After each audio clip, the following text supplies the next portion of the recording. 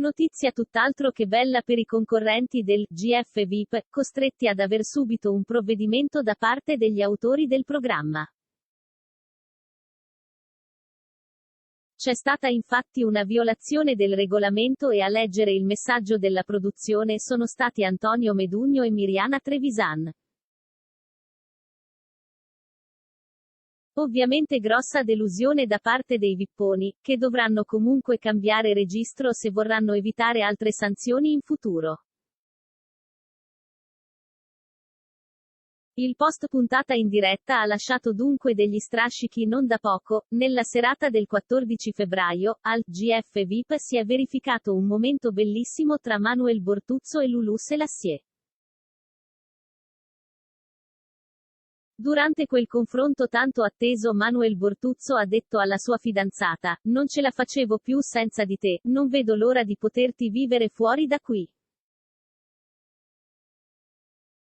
Comunque tu devi stare tranquilla, ci aspetta una vita meravigliosa e ti aspetto fuori, lo sai che sono qui. Devi però continuare il tuo percorso con il sorriso, ci penso io a tutte le cose che ti pesano. Poi però non è rimasto nella casa e lei è rimasta delusa. Proprio nel corso dell'appuntamento serale con Alfonso Signorini, i concorrenti del GF VIP non sono stati perfetti nei loro comportamenti e gli autori hanno ovviamente visto tutto.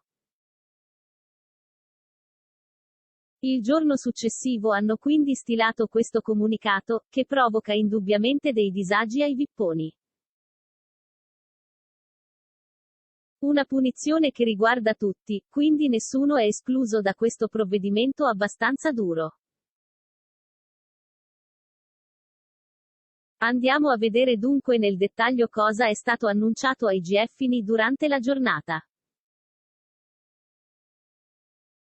Dunque, ecco cosa era riportato nel comunicato del GF VIP. Cari vipponi, il budget che avete a disposizione per la vostra spesa settimanale sarà decurtato del 30% a causa della trasgressione di alcune regole della casa.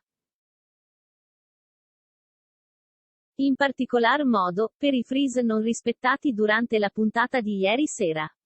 Budget della spesa settimanale è di 224 euro.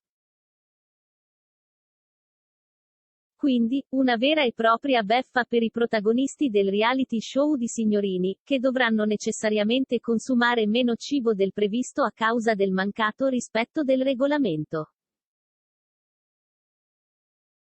Dopo che Medugno ha letto il comunicato ufficiale, Miriana Trevisa ha aggiunto: "Stando a quanto riferito dal sito, tutto sul gossip, bisogna impegnarsi di più per rispettare il regolamento ed evitare questi provvedimenti.